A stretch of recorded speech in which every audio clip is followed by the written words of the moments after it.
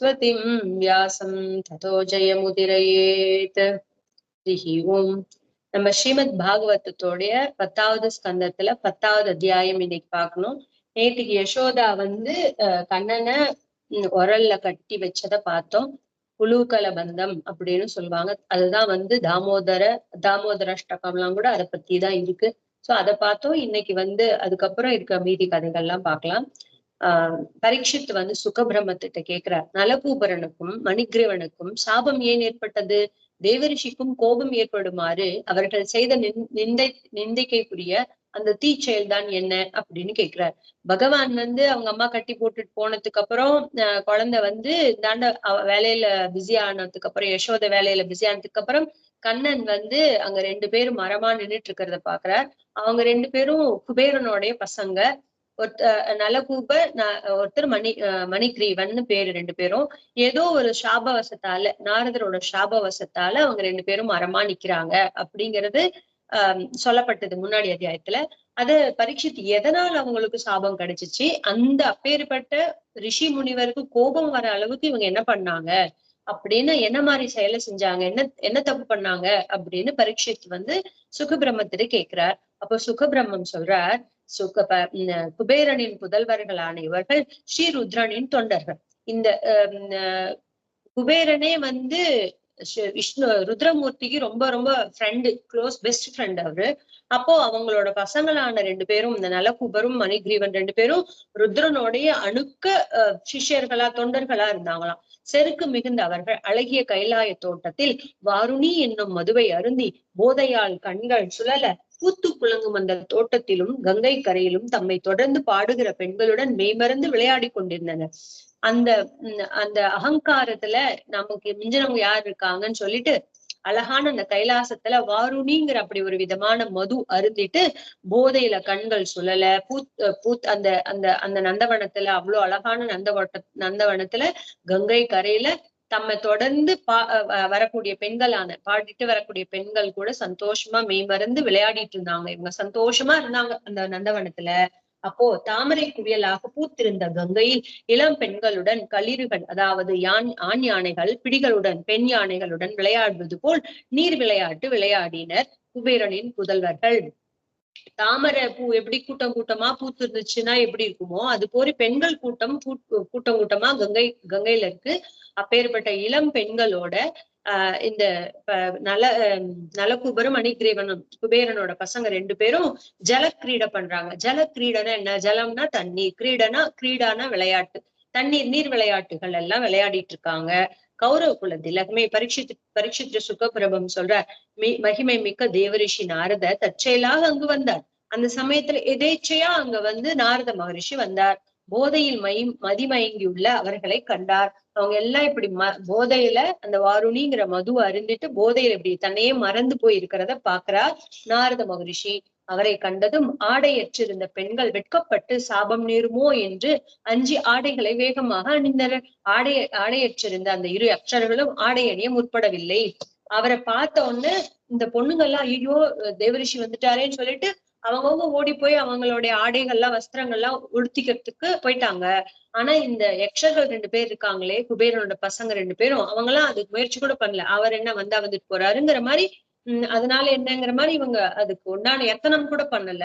கல் குடித்த போதையுடன் செல்வ செருக்கால் குருடனான குபேரனின் அந்த குமாரர்களை கண்ட நாரதர் அவர்களுக்கு அருள் புரிவதற்காக சாபம் கொடுத்தார். குறிப்பு, அதாவது அவர்களது செருக்கு அழிய சாபமும் ஸ்ரீகிருஷ்ண தரிசனமான அருளும் கொடுத்தார். ஒவ்வொரு காரியத்துக்கும் ஒவ்வொரு விதமான ஏதாவது ஒரு காரணம் இருந்தாதான காரியமே இருக்கும் இல்லையா? எல்லாத்துக்குமே ஒரு காரணம் இருக்கும். காரணம் இல்லாம எதுவுமே இல்ல. ரிஷிகளோட சாபத்துக்கு கூட ஒரு காரணம் இருக்கும் அப்படின்னு தான் சொல்லுவாங்க பெரியவங்க.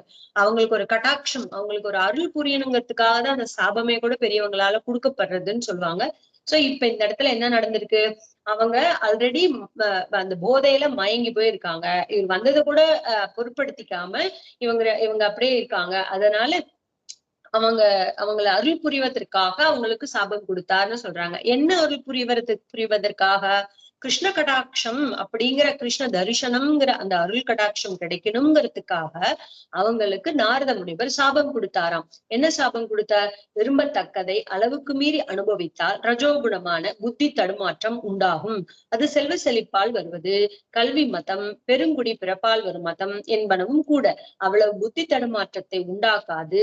ஏனெனில் பெண்கள் சேர்க்கை, சூதாட்டம், மது இவை தன மதத்தில் தானே குடிகொண்டுள்ளன அப்படின்னு ரொம்ப அழகா சொல்றார் நாரதர். முதல் ஸ்லோகத்திலே சொல்றார். நம்ம ஏற்கனவே கூரத்தாழ்வாரை பத்தி நிறைய பேசியிருக்கோம். கூரத்தாழ்வாருக்கு முக்குறும்பு அறுத்த நம்பி அப்படின்னு ஒரு பேர் இருக்கு. ஏன்னா அவரு பெரிய பணக்காரர். பெரிய காஞ்சிபுரத்துக்கு பக்கத்துல புறம்ங்கிற ஊர்ல அவர் ஆதாரம். அவரு அவ்வளவு பெரிய தனவானா. அவங்க அப்பா அவ்வளவு பெரிய தனவான். இவரும் அவ்வளவு செல்வ செழிப்போடு இருந்தார். நல்ல அழகா இருந்தார், நல்ல படித்தவரா இருந்தார், நல்ல குடிபிறப்பு. 3 மதம் இல்ல 4 மதம் அவர்கிட்ட 4 இருந்திருக்கணும். ஆனா அப்படி இல்ல. அவரு அழகா இருக்கார்.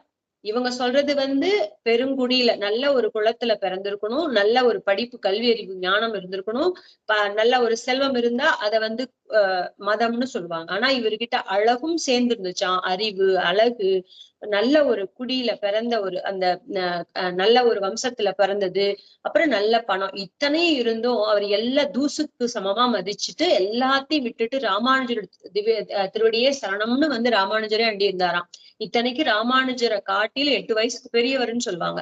அப்பேற்பட்டவர். அவருக்குதான் முக்குறும்பு அறுத்த நம்பி அப்படின்னு சொல்லுவாங்க. அது போல இந்த இடத்துல நாரதர் சொல்றாரு. இப்ப இன்னொரு விஷயம் கூட இருக்கு. நம்ம கோயில்ல குடுக்குற தீர்த்தம் இருக்குல்ல, துளசி தீர்த்தம். அதுவே சுவாமி இப்ப கூட சொன்னாங்க தீர்த்த மகாத்மியத்துல, துளசி தீர்த்த மகாத்மியத்துல அந்த தீர்த்தத்தைய கூட 3 டைம்ஸ் குடுக்குறாங்கல்ல, நம்ம வாங்கி ஸ்வீகரிச்சுக்கிறோம்ல. அதுக்கப்புறம் அதுவும் இன்னும் நல்லா இருக்கு அப்படின்னு சொல்லிட்டு வாங்கி குடிச்சா அதுவே நமக்கு ரஜோகுண தமோ குணத்துக்கு ஆளாக்கும் அப்படின்னு சொல்றாங்க. ஏன்னு சொன்னா அது தீர்த்தமா பிரசாதமா நம்ம வாங்கிக்கிட்ட வரையில ஒண்ணும் பிரச்சனை இல்லை. அது நம்ம ஆசைக்கு எனக்கு இது நல்லா இருக்கே அப்படின்னு சொல்லிட்டு வாங்குறப்ப அது நம்ம குணம் மாறி போயிட்டது இல்லையா? அதனால அது எதுவுமே அளவுக்கு மீறினால் அமிர்தமும் விஷம்னு சொல்றாங்களே, அது போலதான் இங்க சொல்றார் நாரதர். விரும்பத்தக்கதை அளவுக்கு மீறி அனுபவித்தால் ரஜோகுணமான புத்தி தடுமாற்றம் ஏற்படுகிறது.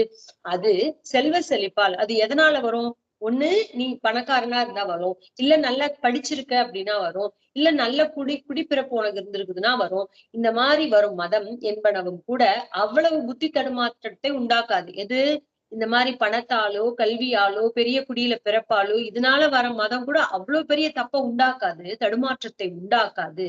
ஆனா இந்த பெண்கள் சேர்க்கை, சூதாட்டம், மது அப்படிங்கிற இந்த தீய குணங்கள் இருக்கே, இது தன மதத்தில் தானே குடிகொண்டுள்ளது. இது எதுல இருக்கு? இது பைசா இருக்குங்கிற மதத்தினாலதானே வருது.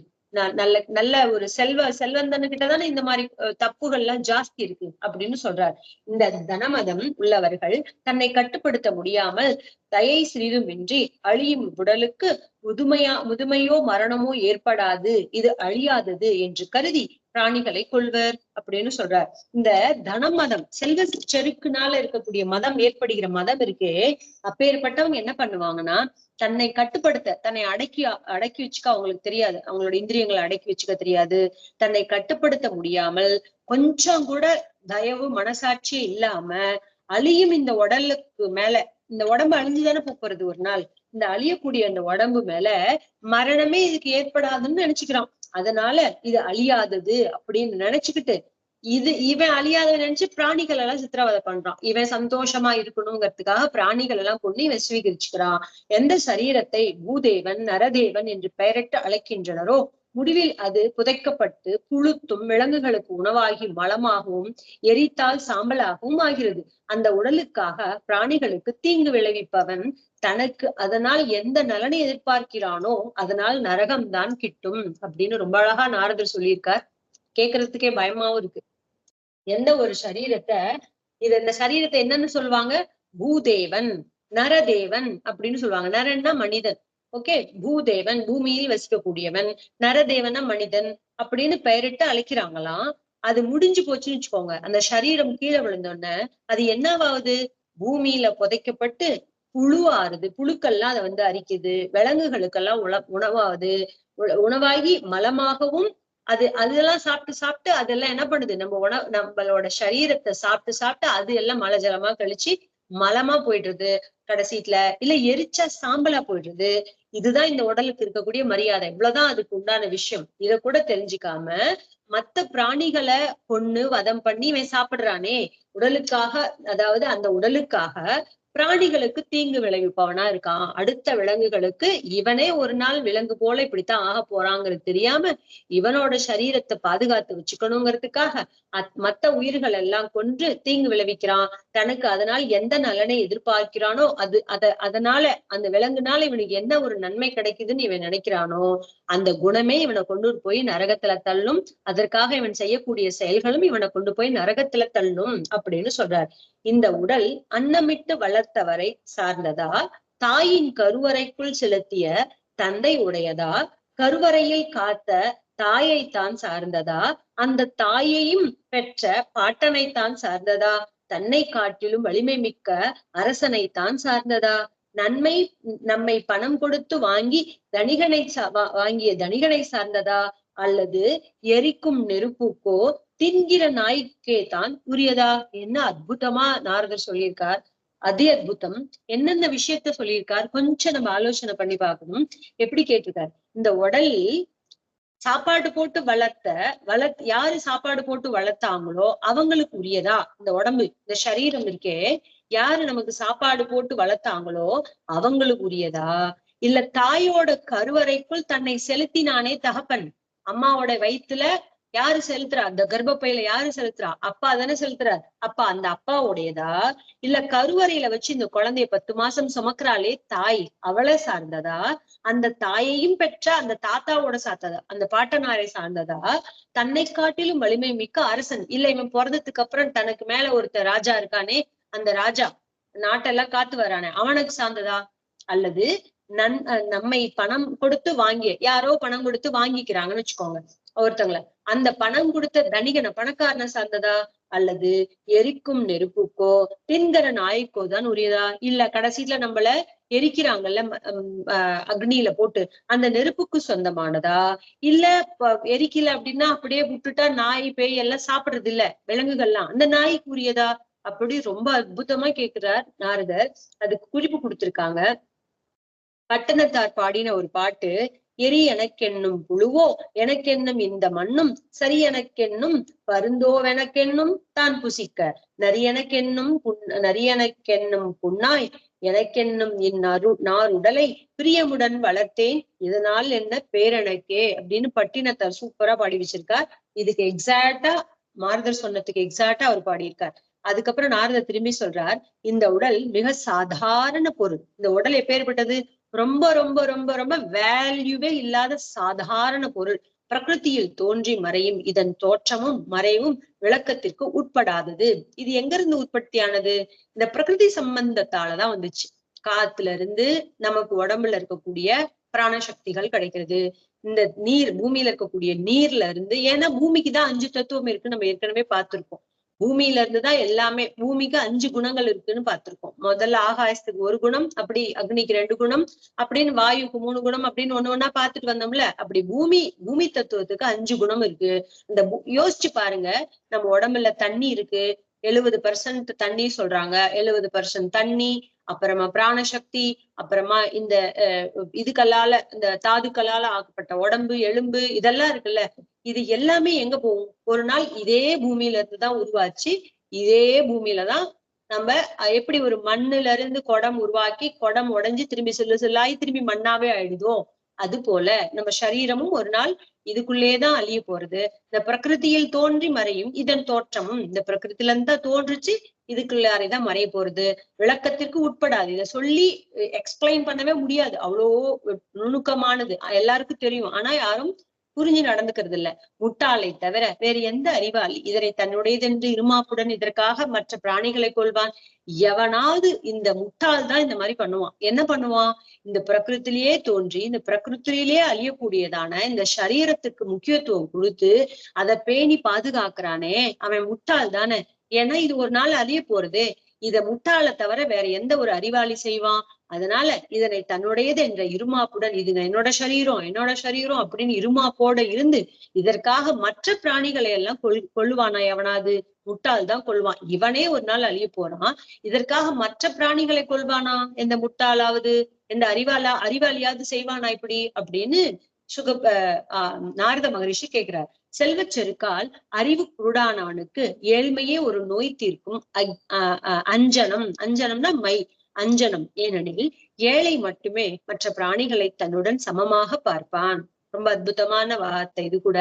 செல்வச் செருக்கால் ஒருத்தங்கிட்ட பணம் ஜாஸ்தியா இருக்குன்னு வச்சுக்கோங்க. அதனால அவனுக்கு அகங்காரம் மேலிட்டு அவன் குருடனா போயிடறான். குருடன், கண்ணு தெரியாத குருடனுக்கு எப்படி இருக்கானோ அது போல இவனுக்கு கண்ணு இருந்தும் குருடனா இருக்கான். அறிவு குருடனா ஆனவனுக்கு ஏழ்மையே ஒரு நோய் தீர்க்கும் அஞ்சனம். அவனுக்கு என்ன தெரியுமா? ஏழ்மைங்கிறது தான் அவனுக்கு அப்படிங்கிற நோய் தீர்க்கக்கூடிய ஒரு மையா இருக்கு. ஏன்னா ஏழை மட்டும்தான், ஒரு ஏழையா இருக்கக்கூடியவன் தான் தன்னையும் மத்த பிராணிகளிலும் சமமாக பாக்குவான். செல்வத்துல மிதந்துட்டு இருக்கிறவனுக்கு எல்லாரையும் சமபாவனையோட பாக்கணுங்கிற அந்த ஞானம் ஏற்படாது. அறிவிருந்தும் கண்ணிருந்தும் குருடனாக இருப்பான் அப்படின்னு ரொம்ப அழகா சொல்ற. முள்ளால் குத்தப்பட்டவன் தனக்கு ஏற்பட்ட வேதனை பிறருக்கு நேர்வதை விரும்ப மாட்டான். ஒருத்தனுக்கு முள்ளு குத்திடுச்சுன்னா எனக்கு குத்துன மாதிரி இன்னொருத்தருக்கு குத்தணும்னு யாராவது நினைப்பாங்களா என்ன? நினைக்க மாட்டாங்கல்ல. வழியில முள்ளு கிடந்தா கூட எடுத்து தூரமா போட்டுட்டு போவோம் இல்லையா? நம்ம கால்ல குத்திடுச்சுன்னா அடுத்தவங்க கால்ல எங்கேயா குத்திர போறதோ அப்படின்னு நினைச்சு எடுத்து ஓரமா போடுவோம். முள் குத்தப்பட்டவன் தனக்கு ஏற்பட்ட வேதனை பிறருக்கு நேர்வதை விரும்ப மாட்டான். அனுமானத்தால் எல்லா ஜீவர்களையும் சமமாக அவன் பார்ப்பான். அதனால என்ன பண்ணுவான்? எல்லா ஜீவராசிகளையும் தனக்கு சமமா, ஐயோ இப்ப ஒருத்தர் கஷ்டப்படுறாங்கன்னா அந்த இடத்துல அவங்களோட நிலைமையில நம்மள வச்சு பார்த்தா நமக்கு அந்த கஷ்டம் புரியும்னு சொல்லுவாங்க. அது போல அனுமானத்தால் எல்லா ஜீவர்களையும் சமமாக பார்ப்பான். முள் குத்தலை உணராதவன் அவ்வாறு அல்ல. எவனும் ஒருத்தன் தனக்கு முள்ளு குத்துறதே தெரியலங்கிறப்ப அவனுக்கு எப்படி அடுத்தவங்களோட வேதனை புரிய போறது? அவனுக்கு இதெல்லாம் புரியாதுன்னு சொல்றார். ஏழையோ தானென்ற மமதியின்றி கல்வி மதம், தனமதம், நற்குடி பிறப்பு என்பன போன்ற எவ்வித செருக்குமற்றவனாக இருப்பான். ஒரு ஏழையா இருக்கவன் என்ன நினைப்பான்? தனக்கு எந்த விதமான மமதையும் அவனுக்கு இருக்காது. கல்வி மதம் இருக்காது, தன மதம் இருக்காது, நல்ல குடியில பிறந்தோங்கிற மமத்தை இருக்காது. எந்த ஒரு செருக்கும் அகங்காரம் இல்லாதவனாக இருப்பான். ஏதோ ஒரு சமயம் தற்செயலாக துன்பம் அடைவான். ஏதோ ஒரு சமயத்துல எதற்காகவோ அவன் கொஞ்சம் தற்செயலா, அதுவும் டெம்பரரியா கஷ்டப்படுவான். ஏழ்மையே அவனுக்கு பெரிய தவம். அவனுக்கு என்ன தெரியுமா? இதை விட அவனுக்கு என்ன ஒரு கஷ்டம் வந்துட போறது? ஏழ்மைதான் அவனுக்கு இருக்கக்கூடிய பெரும் தபஸ் அப்படின்னு சொல்றார். பசியால் தினமும் வாடி உணவை எதிர்பார்த்து ஏங்கும் ஏழைக்கு அவனது புலன்களும் வலிமையிலிருந்து வாடி விடுகின்றன. அவனுக்கு அனுபவிக்கிறதுக்கு, ஏன்னா ஆல்ரெடி அவன் எல்லா வேதனையும் பட்டாச்சு. அவனுக்கு ஒண்ணுமே பட வேண்டியது ஒண்ணும் கிடையாது, அனுபவிக்க வேண்டியது ஒண்ணும் கிடையாது. பசியால தினம் ஒரு வாடிட்டு இருக்க ஒரு ஏழைக்கு, உணவை எதிர்பார்த்து ஏங்கிட்டு இருக்க ஏழைக்கு அவனது புலன்களுக்கு வலிமையிலிருந்து வாடுகின்றன. அவனுடைய புலன்கள் எங்க இருந்து அவனே பசியில வாடிட்டு இருக்கான். அப்ப அது புலன்கள் இருக்க கண்ணுக்கு அது மூக்குக்கெல்லாம் ஏதாவது தீனி போட முடியுமா? அதனால் பிறரை துன்புறுத்தும் எண்ணமும் ஒளிந்து விடுகிறது. அதனால அவனுக்கு என்ன ஆகுது? அடுத்தவங்களை கஷ்டப்படுத்தணுங்கிற எண்ணமும் அவன்கிட்ட இருந்து ஒளிந்து போகிறது. ஏழைகளுக்கோ சமநோக்குள்ள சாதுக்களுடைய சங்கமம் சேர்க்கை ஏற்கிட்டும். ஏழைகளுக்கு தான் இந்த மாதிரி நம்மள மாதிரி ஒரு சமமான நோக்கங்களுடைய கூட சாது சமாகமம் ஏற்படும் அப்படின்னு சொல்றார். நல்லோரின் சேர்க்கையால் பேராசை குறையும். அந்த மாதிரி சாது சங்கமம் ஏற்படுறதுனால என்ன ஆகும்? அதனால பெரியவங்களோட நல்லவங்களுடைய சேர்க்கை நமக்கு ஏற்படும் பொழுது நமக்கு இருக்கக்கூடிய பேராசைகள் எல்லாம் குறைஞ்சு போவோம். அதனால் விரைவில் அவன் மனம் தூய்மை பெறுகிறது. அதனால அவனுக்கு என்ன ஆகுது? இந்த மாதிரி 4 நல்ல விஷயங்கள் கேட்கறதுனாலயோ, 4 சாதுக்கள் கூட நம்ம இருக்கிறதுனாலயோ நம்ம மனசுல இருக்கக்கூடிய பேராசைகள் எல்லாம் அழிந்து அதனால மனசு தூய்மை அடைகிறது. ஜீவன் முக்தன் ஆகிறான். அப்படின்னா என்ன? வாழும் பொழுதே அவன் முக்தி அடைந்த நிலையில இருக்கான். எப்போ சமமான இல்ல. முக்தினா என்ன? ஒரு விதமான எதிர்பார்ப்பும் இல்லாம சமபாவனையோட இருக்கும் பொழுது, வாழும் பொழுதே முக்தி ஜீவ முக்தனா இருக்கான். ஓகே. தனவானிடம் செல்வ செருக்கு, செல்வம் சேர்க்கும் அவா என்று 3 குறைகள் உள்ளன. எவன் ஒரு தன் பணக்காரனா இருக்கானோ அவங்கிட்ட 3 விதமான குற்றங்கள் இருக்கு. என்ன குறைகள் இருக்கு? அவங்கிட்ட இருக்க செல்வமே அவனுக்கு முதல்ல ஒரு இடைஞ்சல். 2வது, அந்த செல்வத்தினால் அவனுக்கு ஏற்படக்கூடிய அகங்காரம் ஒரு குற்றமா இருக்கு. அப்புறம் இன்னும் என்ன நினைக்கிறான்? செல்வம் சேர்த்ததுக்கு அப்புறம் இன்னும் சேர்க்கணும்னு நினைக்கிறானா? அது ஒரு குற்றமா அவனுக்கு அமைகிறது. ஏழையிடமோ முதல்ல 2மே இல்ல. அவன் ஏழைகிட்ட என்ன இல்ல? முதல்ல அவன்கிட்ட செல்வமும் கிடையாது, செல்வத்தினால வரக்கூடிய அகங்காரமும் கிடையாது. 3வது குறை உண்டு. 3வது குறை மாத்திரம் இருக்கு. செல்வம், நமக்கும் கொஞ்சம் செல்வம் கிடைச்சா நல்லா இருக்குமே அப்படின்னு நினைக்கிறான் இல்லையா? அது மாத்திரம்தான், 3வது குறை மாத்திரம்தான் ஏழைகளிடம் உண்டு. குறையும் சான்றோர்கள் சேர்க்கையால் அழிவதால் அவனுக்கு விரைவிலேயே மங்களம் உண்டாகிறது. அதுவும் இந்த மாதிரி சாது சங்கமத்துல இருக்கும் பொழுது இந்த ஆசை கூட படக்கூடாது அப்படின்னு அவன் மனசு தூய்மை அடைகிறதா, அதனால விரைவிலேயே அவனுக்கு நல்லது நடக்கிறது. அந்த சான்றோர்களுடைய சேர்க்கையினால அவன் மனசு தூய்மை அடைந்து அந்த ஆசையும் 3வது குற்றமும் அவனுக்கு நீங்கி அவன் விரைவிலேயே மங்களம் அவனுக்கு உண்டாகிறது. முகுந்தனின் திருவடிகளை நாடுபவரும் ஐம்பொறிகளை வென்றவரும் சமநோக்கு உள்ளவருமான நல்லோருக்கு கெட்டவருடன் கூடி வாழ்கின்றவரும் செல்வசெருக்கு கொண்டவரும் தகாதவருமான தீயோரால் ஆக வேண்டியது என்ன அப்படின்னு சொல்றார் நாரதர். அதாவது பகவான் ஸ்ரீமன் நாராயணனுடைய முகுந்தன் திருவடிகளை யாரெல்லாம் நாடி இருக்காங்களோ, திருவடிகளை நாடுபவரும் ஐம்பொறிகளை அவருடைய திருவடிகள்ல சரணாகதி பண்ணவனாலும் அதையே விரும்பி இருக்கிறவனுக்கும் அல்லது அவனுடைய பொறிப்புலன்கள் எல்லாம் அடக்கி வச்சிருக்கிறவனுக்கும் சமநோக்கு உள்ளவருமான நல்லோருக்கு எல்லாத்துக்கிட்டையும் சமபாவனையோடு நடந்துக்கிற நல்லவங்களுக்கும் கெட்டவங்களோடு கூடி வாழ்கின்ற செல்வரு கொண்டவரும் நாடத்தகவருமான தீயோரால் ஆக வேண்டியது என்ன? அவங்களுக்கு இந்த மாதிரி பொறிப்புலன்களை அடக்கினவங்களுக்கு, பகவான் கிட்டேயே சரணம் அடைகிறவங்களுக்கு, எல்லாத்துலயும் சமபாவனையில பாக்குறவங்களுக்கு, இந்த மாதிரி கெட்ட சவகாசம் உள்ள பணக்கார செருக்கு புத்தி உள்ளவன்னு கெட்டத்தையே நடத்த உள்ளவங்க கிட்ட ஆக வேண்டியது என்ன? அவங்க கிட்ட இவங்களுக்கு என்ன காரியம் நடத்த வேண்டியிருக்கு? ஒண்ணும் கிடையாது அப்படின்னு சொல்றார். அதுக்கப்புறம் ஆகையால் செல்வச் செருக்கால் அறிவிழந்தவரும் ஐம்பொறிகளையும் அடக்காது பெண்ணிடம் மனமகிழ்ந்து வரும் மது வருந்தி தன்னை மறந்தவருமான இவர்களது அறிவீனத்தால் ஏற்பட்ட செருக்கை அகற்றப் போகிறேன் அப்படின்னு நாரத மகரிஷி சொல்றார். இந்த மாதிரி இப்ப என்ன பண்றாங்க, இந்த 2 பேரும் யக்ஷனா இருக்கக்கூடிய குபேரனோட 2 பசங்களும் இப்ப அகங்காரத்தினால என்ன அகங்காரம், செல்வம் மிகுதியா இருக்கு, அதனால 3 குற்றம் சொன்னாரு இல்லையா, அந்த செல்வம் ஜாஸ்தினால அதுக்கு ஒரு அகங்காரம் வந்திருக்கு, அதனால அறிவிழந்தவர்களா இருக்காங்க.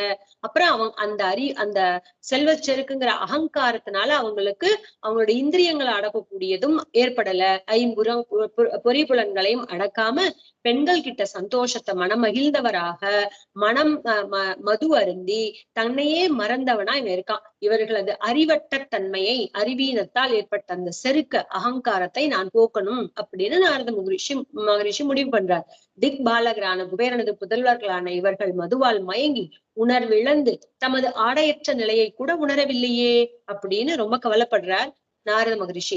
திக்பாலகரான குபேரனோட பசங்க இவங்க 2 பேரும் இப்படி இருக்கலாமா? மதுவால மனசு மயங்கி போய் உணர்வே இழந்தவர்களாக தம்ம கிட்ட இருக்கிற ஆடை இல்லாதது கூட இவங்க நம்ம ஆடை உடுத்திக்கலையேங்கிற அந்த உணர்வு கூட இல்லாம இருக்கிறாங்களே அப்படின்னு நாரத மகரிஷி நினைக்கிறார். அதனால் உணர்வற்ற தாவர நிலையை அடையட்டும் அப்படின்னு நினைக்கிறார். யாருக்கு உணர்வுகள் இருக்காது? விருட்சங்களுக்கு, தாவரங்களுக்கு தானே உணர்ச்சி இருக்காதுன்னு சொல்லுவோம். அதனாலதான் நம்ம அதை பறிச்சா கூட அதுக்கு வலிக்காதுங்கிறதுனாலதானே நம்ம பறிக்கிறோம், அதுக்கு உணர்வு இருக்காதுன்னு சொல்லுவாங்க. அது போல உணர்வற்ற தாவர நிலையை அடையட்டும் இவங்க உணர்வில்லாம இருக்கிறாங்க இல்லையா இப்போ, அதனால இவங்களும் உணர்வற்ற தாவர நிலையை அடையட்டும். அப்பொழுதுதான் இவ்வாறான தவறுகளை செய்ய மாட்டார்கள். அவ்வாறு தாவரமாக ஆனாலும் என் அருளால் முந்திய நினைவுகள் இருக்கட்டும் அப்படின்னு அவங்களுக்கு சொல்றார். இவங்க உணர்வற்ற நிலையில இருக்கிறதுனால உணர்வற்ற ஒரு பதார்த்தமா இந்த உலகத்துல இருக்கக்கூடிய தாவரங்கள் மாதிரி மரமா ஆகட்டும். அப்பதான் அவங்க செஞ்ச தப்ப அவங்களுக்கு உணரும். அதனால தாவரமா அவங்க இருந்தா கூட அப்போ என்னுடைய அருள்னால அவங்களுக்கு பூர்வ ஜென்ம நினைவுகள் எல்லாம் இருக்கணும், ஸ்மரணம் இருக்கட்டும் அப்படின்னு நாரத மகரிஷி அவங்களுக்கு சொல்றார். அவ்வாறு தேவ வருடத்தில் 100 ஆண்டுகள் கழிந்த பின்னர் அப்படின்னு சொல்றார். தேவ வருடம்னா என்ன? நம்மளுடைய 365 நாள் தான் தேவர்களுக்கு ஒரே ஒரு நாள். ஓகே, அப்பனா கணக்கு பாத்துக்கோங்க. அவங்களுக்கு ஒரு வருஷம்ங்கிறது நம்மளுடைய கணக்குப்படி ஒரு நாள் 365 நாள் இன்ட்டு 360ல கணக்கு போட்டுக்கோங்க. ஓகே, அப்ப எவ்வளவு வருஷம்?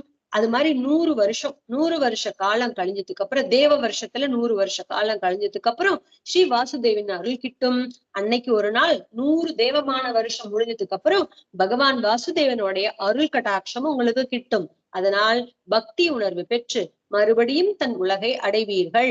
ஏன்னா பூர்வ ஜென்மத்துல செஞ்ச ஸ்மரண ஞாபகங்கள்லாம் இருக்கும் அப்படின்னு சொல்லி இருக்கிறதுனால இவங்க பக்தி பண்ணி பகவான் மறுபடியும் தன் உலகை நீங்கள் அடைவீர்கள். பகவானோட தரிசனம் கிட்டி நீங்க பக்தி பண்ணி திரும்பவும் உங்க உலகத்தை நீங்க அடைவீர்கள் அப்படிங்கிறது சாபம் அவங்களுக்கு நாரத மகரிஷி நலகூபருக்கும் மணிகிரீவனுக்கும் கொடுத்தது.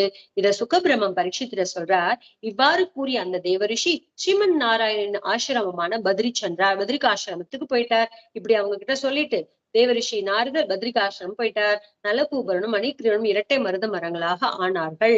இப்ப என்ன ஆயிடுச்சு, நலகூபன் அந்த யக்ஷர்கள் 2 பேரும், குபேரனோட 2 பசங்களும் நலகூபரனும் மணிகிரீவனும் 2 ரெட்டை மரங்களா ஆனாங்க. ரெட்டை மருத மரங்களா ஆயிட்டாங்க.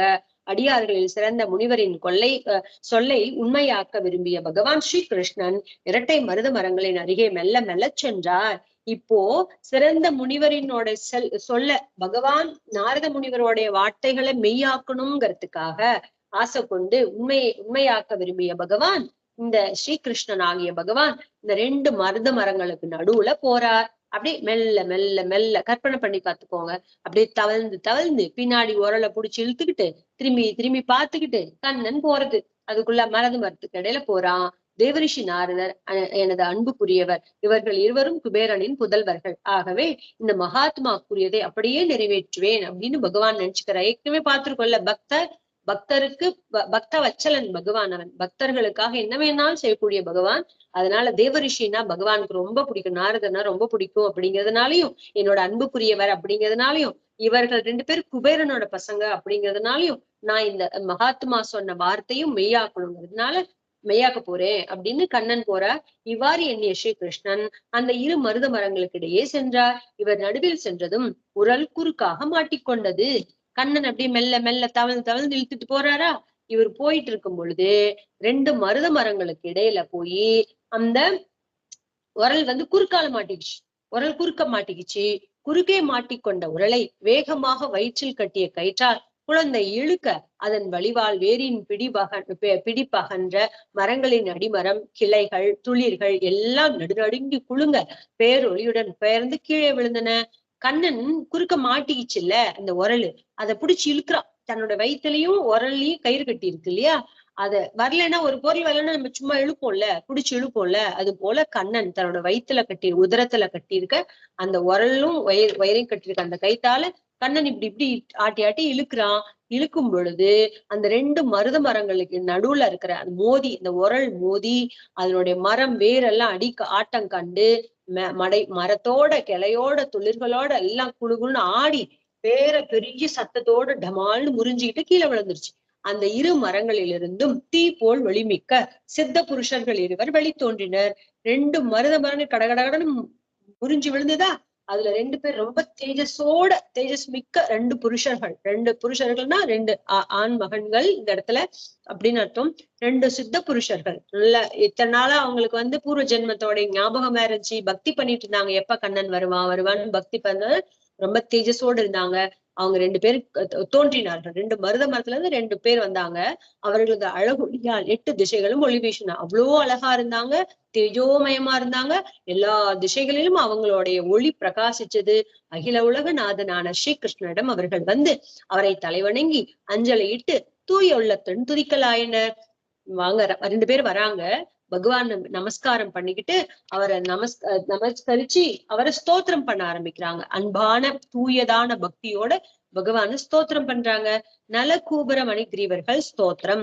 கிருஷ்ணா கிருஷ்ணா மாபெரும் யோகியே, தாங்களே பிரகிருத்தியை கடந்த புருஷோத்தமர். உலக அனைத்தும் தங்களின் வெளிப்பட்டதும் வெளிப்படாததுமான ஸ்தூல சூக்ஷ்மமான வடிவம் என்று பிரம்ம நிலையை உணர்ந்தவர்கள் கூறுவர் அப்படின்னு 2 பேரும் ஸ்தோத்திரம் பண்ணாங்க. கிருஷ்ணா கிருஷ்ணா, நீதான் மாபெரும் யோகி, நீங்கதான் பிரகிருதிக்கு அப்பால் பட்டவர். அப்ராகிருத்தன்னு சொல்லுவோம்ல. பிரகிருத்தன்னா பிரகிருதிக்கு உட்பட்டவர், அப்ராகிருத்தன்னா பிரகிருதிக்கு அப்பால் பட்டவர். யாரு? பகவான் பரபிரம்மம். மத்தவங்க எல்லாம் இந்த பிரகிருதிக்கு உள்பட்டவங்க. பகவான் ஒருத்தர் தான் பரபிரம்மம், ஒருத்தர் தான் பிரகிருதிக்கு அப்பாற்பட்டவர். இவ்வுலகத்தை எல்லாம் தங்களின் வெளிப்பட்டதும்னா கண்ணுக்கு தெரியக்கூடிய உருவமா இருக்குது. நம்ம பிரத்யட்சமா தொட்டோ கேட்டோ பார்த்தோ அனுபவிக்கக்கூடிய எல்லாமே பிரத்யட்சம்னு சொல்லுவாங்க இல்லையா. அது போலவும் வெளிப்படாததுமாவும் இருக்க, வெளிப்பட்டதாவும் நீதான் இருக்க, வெளிப்படாததுமாவும் நீ இருக்க அப்படின்னு சொல்வாங்க. ஸ்தூல அப்படின்னா கண்ணுக்கு தெரியக்கூடிய, சூக்ஷ்ம அப்படின்னா கண்ணுக்கு தெரியாத வடிவங்களோட பிரம்ம நிலையை உணர்ந்தவர்கள் இருக்கிறா என்று பிரம்மா உன்னை தெரிஞ்சுக்கிட்டவங்கன்னா முழுசா யாரும் பகவானை தெரிஞ்சுக்க முடியாது. அப்பேற்பட்ட நிலையில இருக்கீங்க அப்படின்னு பிரம்ம நிலையை உணர்ந்த பெரியவர்கள் கூறுவர். தாங்கள் ஒருவரே உலகத்தின் அனைத்து ஜீவனது உடலுக்கும் உயிருக்கும் உள்ளத்திற்கும் புலன்களுக்கும் தலைவன். நீங்க ஒருத்தர் தான் இந்த மொத்த பிரபஞ்சத்துக்கும் தலைவன். என்னென்னத்துக்கு தலைவன்? உலகத்துல இருக்க எல்லா ஜீவராசிகளுக்கும், எல்லா சரீரங்களுக்கும், உயிருக்கும், உள்ளத்திற்கும், புலன்களுக்கும் நீதான் தலைவன் அப்படின்னு சொல்றார். இந்திரியங்கள், பொறிப்புலன்கள், மனசு, சரீரம், ஜீவாத்மா எல்லா தத்துவத்துக்கும் தேவரீர் ஒருத்தரே தலைவன். காலமாக நின்று இயங்குபவர். காலனும் நீதான். பகவானான விஷ்ணுவாக எங்கும் பரவி இருக்கிற. விஷ்ணுங்கிற சப்தத்துக்கு என்ன அர்த்தம்? எல்லா இடத்துலயும் வியாபிச்சிருக்க கூடியவர். விஸ்வம் விஷ்ணுஹு அப்படின்னு சொல்றோம் இல்லையா? அதுக்கு என்ன அர்த்தம்? பகவானான விஷ்ணுவாக எல்லா இடத்துலயும் பரவி இருக்கக்கூடியவர், நீக்கமர நிறைந்திருக்கக்கூடியவர், அழிவற்ற ஈஸ்வரன். இவருக்கு ஒரு அழிவு இருக்கா? கிடையாது. அழிவற்ற பரபிரம்மம் அப்படின்னு சொல்றார். தாங்கள் தான் உலகின் ஆதியான மகத் தத்துவமும் சத்துவம் ரஜஸ் தமஸ் என்கின்ற முக்குணங்களின் சூக்ஷ்ம, அதாவது காண தோன்றாத நிலையான பிரகிருதியும், கஷேத்திரமான உடலிலிருந்து கொண்டு எல்லா ஸ்தூல சூக்ஷ்ம, அதாவது வெளியில் காண தோன்றாத தத்துவங்களின் மாறுபாடுகளையும் உணர்ந்து செயலை சாட்சியாக கண்காணிக்கின்ற ஜீவ புருஷன் அப்படின்னு ரொம்ப அழகா ஸ்தோத்திரம் பண்றாங்க. தாங்கள் தான் உலகத்துக்குன்னு என்ன அர்த்தம்? இந்த பிரபஞ்சத்துக்கு பரபிரம்மம். பிரகிருத்தில தன்னுடைய பீஜத்தை வைக்கிறார். கண்ணன் பகவத்கீதையில சொன்னார் இல்லையா? நான் தான் என்னுடைய வீரியத்தை நான் பிரகிருத்தில வைக்கிறேன், விதையா நான் வைக்கிறேன். என்கிட்ட இருந்து அந்த பிரகிருதி மொத்தமே பிரபஞ்சமே உண்டாருதுன்னு சொன்னார்ல. அது போல பகவான் கிட்ட இருந்துதான் பிரகிருத்தில அகங்காரம் மகான் இல்ல அப்படிதானே மாறுது. மகான் அகங்காரம் பகவான், அப்புறமா மகான் அகங்காரம், அப்புறமா இப்படித்தானே எல்லாம் ஒன்னொன்னா வருது. சாத்விக அகங்காரம், சாமச அகங்காரம், இப்படின்னு நிறைய பார்த்திருக்கோம் நம்ம இதை பத்தி. சோ ஆதியான மகத்தத்துவமும் அதுல இருந்து வரக்கூடிய சத்துவம் ரஜஸ் தமஸ் அப்படிங்கிற 3 குணங்களும் சூக்ஷ்மமா, அதாவது கண்ணால பார்க்க முடியாத, காண தோன்றாத நிலையும், பிரகிருதியும் கண்ணுல பார்க்கக்கூடிய இந்த பிரகிருதியும், கஷேத்திரமான உடலில் இருந்து கொண்டு இந்த சரீரம் அப்படின்னு சொல்லக்கூடிய விளைநிலம், கஷேத்திரம்னா விளைநிலம், ஒரு இடத்தை குறிக்கும். எது இடம்? இந்த சரீரம் தான் இடம். எதுக்கு இடம்? இந்த ஆத்மாவுக்கு காரியங்கள் பண்ணக்கூடிய இந்த ஆத்மாவுக்கு இந்த கஷேத்திரம்ங்கிற இந்த நிலம், இந்த உடம்பு கிடைக்கிறதுனால தானே இது எல்லா செயல்களையும் செய்யறது. எல்லா செயல்களையும், நல்ல செயல்களையும் செய்யறது, கெட்ட செயல்களையும் செய்யறது. செஞ்சு விளைநிலம் இருந்தாதானே ஒரு உழவனால விளைவிக்க முடியும். அது போல கஷேத்திரம்னு சொல்லக்கூடிய இந்த கஷேத்திரத்துக்குள்ள, இந்த சரீரத்துக்குள்ள இருந்துகிட்டு தன்னுடைய பூர்வ ஜென்மத்தோடைய பாவ புண்ணியங்களை கழிக்கிறதுக்காக இந்த கஷேத்திரம் கிடைச்சிருக்கு. இத வச்சுக்கிட்டு நம்ம அதை கழிக்கணும். ஆனா இடத்துல என்ன பண்றோம்? சேர்த்துக்கிறோம். இன்னுமே பாவம் புண்ணியம் எல்லாத்தையும் சேர்த்துக்கிறோம். அதான் சொல்றார், கஷேத்திரமான உடலில் இருந்து கொண்டு எல்லா ஸ்தூல சூக்ஷ்ம, அதாவது கண்ணுக்கு தெரியக்கூடியது, கண்ணுக்கு தெரியாது, எல்லாமா வெளியில் காண தோன்றாத தத்துவங்களின் மாறுபாடுகளை உணர்ந்து செயலை சாட்சியாக, அதுவும் அத்தனை இல்லாம என்ன பண்றார் பகவான்? நம்ம ஆத்மாவுக்கு அந்தராத்மாவா இருந்து எல்லாத்தையும் சாட்சியாக இருந்து பார்த்துக்கிட்டு இருக்காரு பகவான்.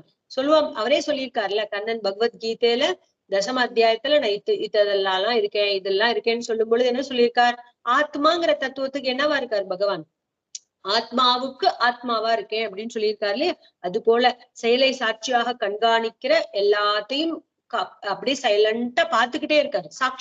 சாட்சி பூதம். நம்மளை சுத்தி எத்தனையோ தேவதைகள் நம்மள சாட்சியா இருக்காங்க. சூரியன், பூமி, சந்திரன், இத்தனை தேவதைகள், காற்று, இத்தனை பேரும் நம்மள வாட்ச் பண்ணிட்டு தான் இருக்காங்க. நம்ம தனிமையில இருந்தா கூட யாரும் நம்மள பாக்கல அப்படின்லாம் கிடையாது.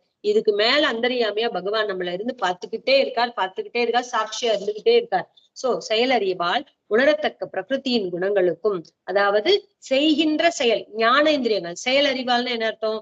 ஞானேந்திரியங்களால் பிரகிருத்தியின் குணங்களுக்கும் விகாரங்களான மாறுபாட்டிற்கும் அப்பால்பட்ட தங்களை ஸ்தூல சூக்ஷ்ம வடிவனான குணங்களால் மறைக்கப்பட்டவன் எவ்வாறு அறிய முடியும் அப்படின்னு கேக்குறார். இந்த மாதிரி இந்த பிரகிருதிக்கு அப்பால்பட்டவரா இருக்கக்கூடிய உங்களை செயலறிவு உணரத்தக்க பிரகிருத்தின் குணங்களுக்கு, இந்த பிரகிருத்தியோட குணங்களுக்கு ஆட்பட்டு இருக்கக்கூடிய சத்துவரஜ தமசுங்கிற குணங்களுக்கு ஆட்பட்டு இருக்கக்கூடிய விகாரங்களான மாறுபாட்டிற்கு அப்பால்பட்ட தங்களை, இங்கவே மாட்டிட்டு இருக்கிறதோ இங்க இந்த பிரகிருத்தில ஆனா நீங்க எப்பேற்பட்டவரு?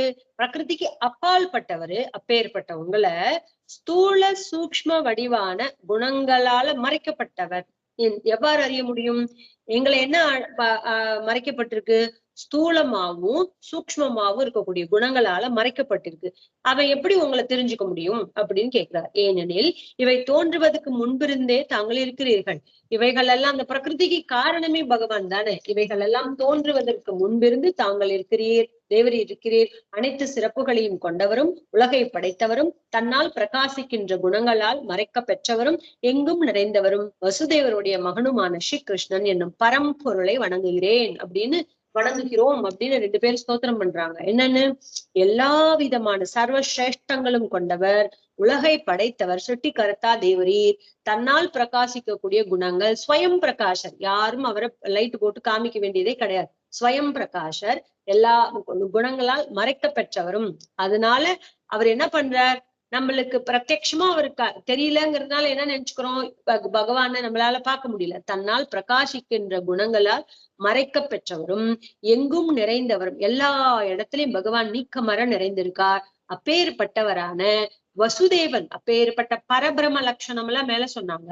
அப்பேற்பட்ட பரபிரம்மம் வசுதேவனுடைய குழந்தையா இன்னைக்கு ஸ்ரீகிருஷ்ணனா அவதரிச்சிருக்கக்கூடிய அந்த பரம்பொருளை நமஸ்கரிக்கிறோம் அப்படின்னு இவங்க 2 பேரும் சொல்றாங்க. தங்களது இந்த உடல் இயற்கையானது அல்ல, தெய்வீகமானது அப்படின்னு சொல்றார். அதைதான் பகவான் கண்ணனும் பகவத்கீதையில அடிக்கடி சொல்ற விஷயம் என்ன? எவன் ஒருத்தன் என்னைய தன்னை போல நினைச்சானா அவன் பாவி. அதாவது அந்த கிருஷ்ணனும் நம்மள மாதிரி மனிதன் தானே, நம்மள மாதிரிதானே அவனுக்கு சரீரம் அப்படின்னு எவனால நினைச்சானா அதுவே ஒரு பெரிய பாவம் அப்படின்னு சொல்றாங்க. எதுக்குன்னா பகவான் எங்க அவதாரம் பண்ணாலும், மனிதனா அவதாரம் எடுத்தாலும், விக்கிரகத்துல வந்தாலும் அவரது அப்ராகிருத்தமான திருமேனி தான். இந்த பிரகிருதிக்கு உட்பட்ட திருமேனி கிடையாது. ஒரு தடவை பகவான் அதுல கோவில்ல கூட ஆவாகனம் பண்ணி ஆகம முறைப்படி பகவான் ஆவாகனம் பண்ணிட்டா அவர் அப்ராகிருத்தன் தான். அதனால அவர் அவரோட சரீரம் அவரோட சரீரத்துக்கும் நம்மளுக்கு எல்லாம் ஒப்புமை சொல்ல முடியாது. அவரது வேற, அவர் தெய்வம் அவரு. ஓகே, அதனாலதான் இந்த இடத்துல சொல்றாங்க, நீங்க தேவரீர் எப்பேற்பட்டவரு? உங்களுடைய தங்களுடைய உடலா தெய்வீகமானது. ஆனால் உடல் உள்ளவர்களால் செய்ய இயலாத அதிசயமிக்க செயலாற்றலையும், உடல் பெற்றவர்களிடம் பொருந்தாத பேராற்றலையும் கொண்டு தங்களது அவதாரங்கள் பற்றி அறிய முடிகிறது. இந்த சரீரம் இருக்கே தெய்வீகமானதுன்னு எப்படி தெரியுமா சொல்ல முடியுது? உடல் எல்லாருக்கும் தான் உடம்பு கிடைச்சிருக்கு, எல்லாராலையும் தான் செயல்கள் செய்ய முடியுது.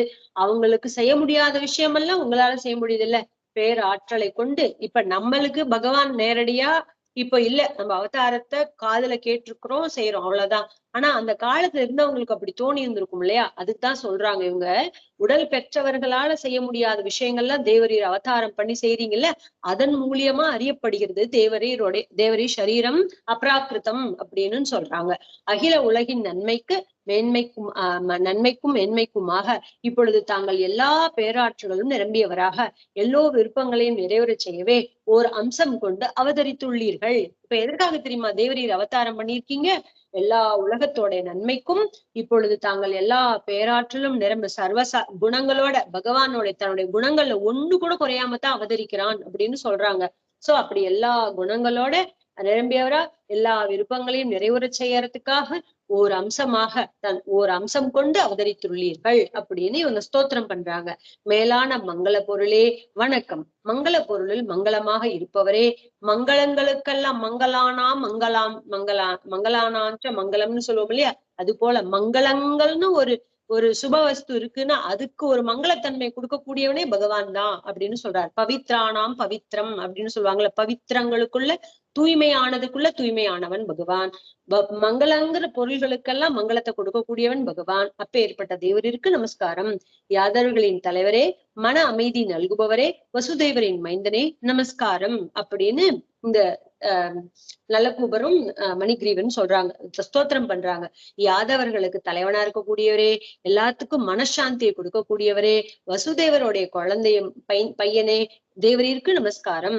எல்லையற்று எங்கும் நிறைந்தவரே, தங்களது தொண்டருக்கு தொண்டரான எங்களுக்கு அனுமதி தாருங்கள் அப்படின்னு கேட்டுக்கிறாங்க.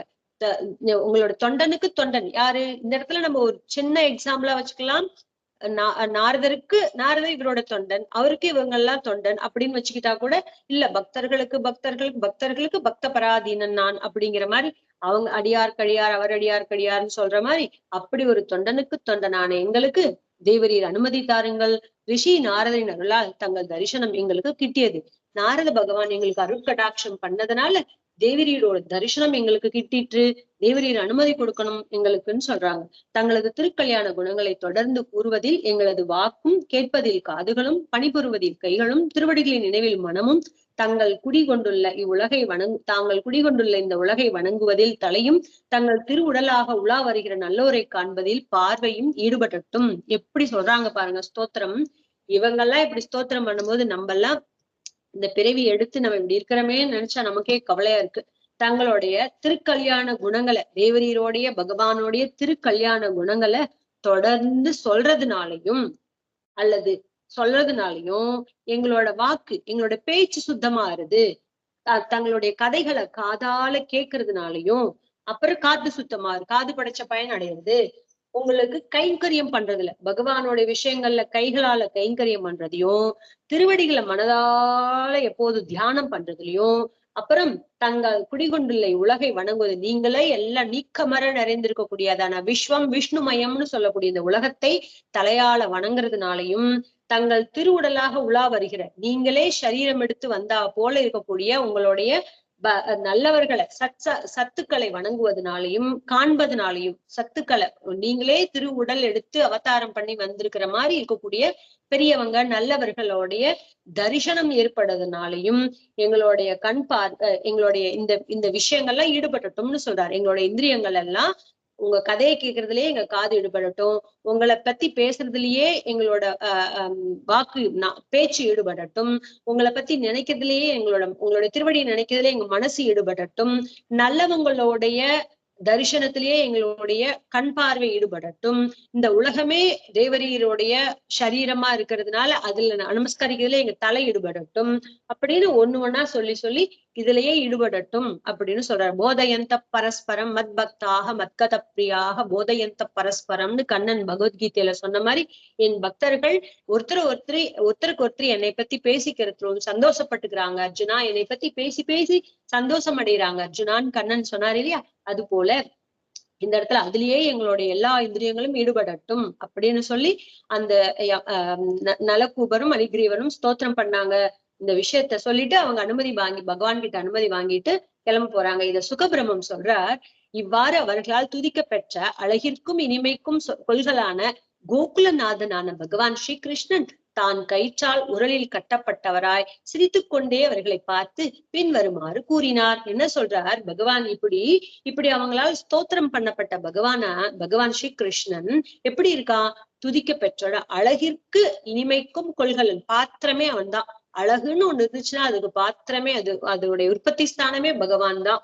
இனிமைன்னு சொன்னா அதுக்கு உற்பத்தி ஸ்தானமே பகவான் தான். அப்பேற்பட்டவனான கோகுலத்துக்கே சுவாமி நாதனான பகவான் ஸ்ரீ கிருஷ்ணன் தன்னோட தான் கயிற்றால் உரலில் கட்டப்பட்டவரா இருக்கார். சிரிச்சுக்கிட்டே இவங்களை பார்த்து சொல்றார், உலகத் தலையால் பிணைக்கப்பட்ட ஜீவாத்மா தலையற்ற என்னை துதிக்கிறான். ஆனால் இன்று நான் தலைப்பட்டேன். விடுபட்ட ஜீவன் என்னை துதிக்கிறான். இம்மாறுபாட்டை கண்டு பகவான் சிரிக்கிறான் அப்படின்னு சொல்றார். பகவானோட சிரிப்புக்கு காரணம் என்ன அப்படின்னா, உலகத்தலை அப்படின்னு சொல்ற இந்த சம்சார பந்தத்துல கட்டுப்பட்டு இருக்கக்கூடியவனான ஜீவாத்மா தலையற்ற எந்த ஒரு எதுக்கும் எதாலையும் கட்டுண்ணப்படாதவனான என்னை துதிக்கிறான். ஆனால் இன்னைக்கு நான் கட்டுப்பட்டு இருக்கிறேன் உரல்ல அப்படின்னு சிரிச்சுக்கிறாராம் பகவான். கட்டுப்பட்டேன், விடுபட்ட ஜீவாத்மா என்ன துதிக்கிறான். இதுல இருந்து விடுபட்டு போய் மரத்துல இருந்து விடுபட்டு போய் நிக்கிறானே அந்த ஜீவாத்மா என்னை துதிக்கிறான் அப்படின்னு இந்த மாறுபாட்டை கண்டு பகவான் சிரிக்கிறானாம் அப்படின்னு சொல்றார். பகவான் சொல்றார், கருணை வடிவான ரிஷி நாரதர் இட்ட சாபம் செல்வச்செருக்கால் குருடனான உங்களுக்கு செல்வச்செருக்கு அழிவதற்கு காரணமாக அருளாக ஆகும் என்பதை நான் முன்னரே அறிவேன் அப்படின்னு கண்ணன் ரொம்ப அழகா சொல்ற. இந்த மாதிரி கருணையே வடிவான நாரத மகரிஷி பெரியவங்க நமக்கு ஒரு அனுகிரகம் பண்ணணும்னு முடிவு பண்ணிட்டா அது தடுக்க யாராலையும் முடியாது. அவ்வளவு கருணை காருண்யத்தோட பண்ணுவாங்க. இப்படி நாரத மகரிஷி கருணையோட காருண்யத்தோட உங்களுக்கு சாபம் கொடுத்தது காரணம் தெரியுமா?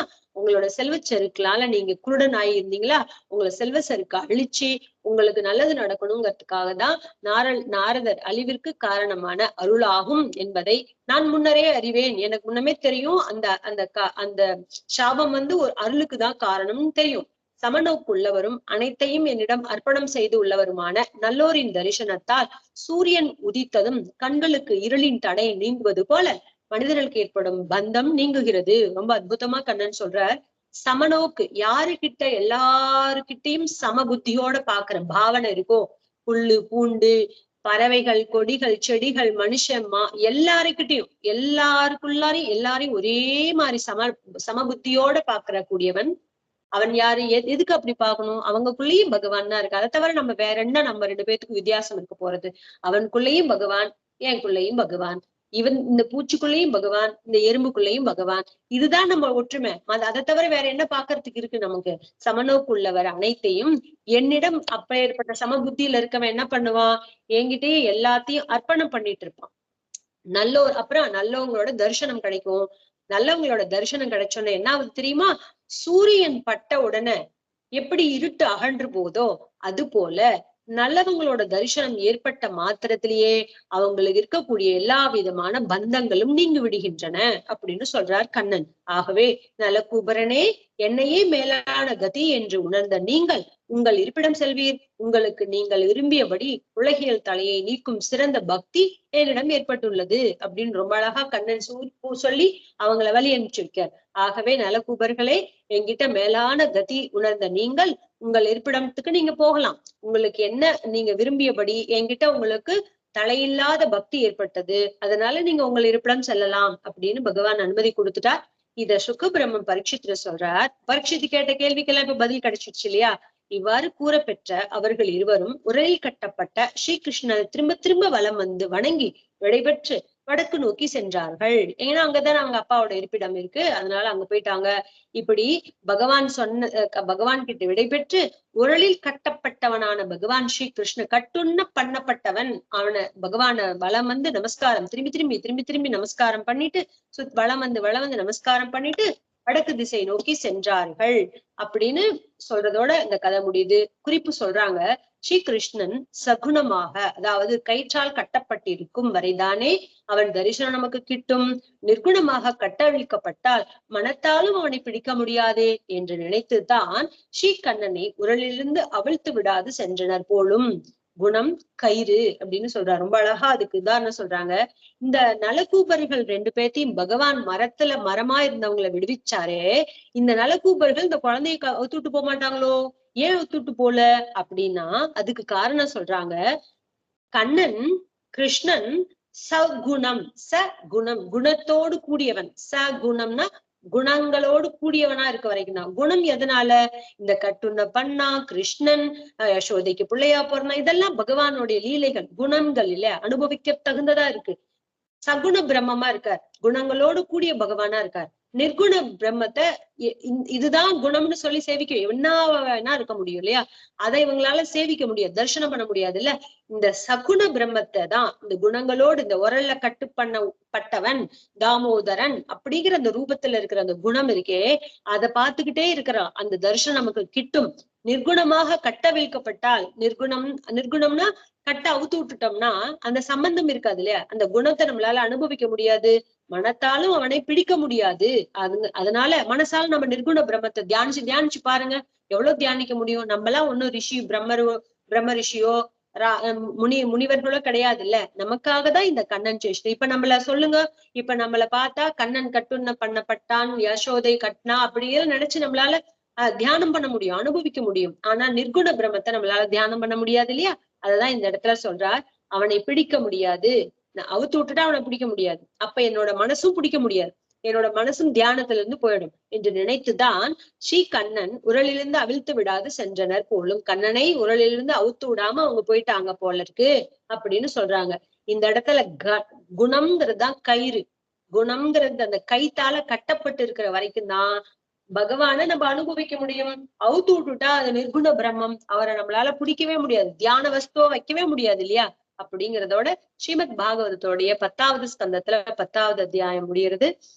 சர்வே பவந்து சுகினஹ सर्वे सन्तु निरामयाः, सर्वे भद्राणि पश्यन्तु, मा कश्चित् दुःखभाग् भवेत्। ओम शांति शांति शांति। हरिः ओम। सर्वं श्रीकृष्णार्पणमस्तु। शुभमस्तु।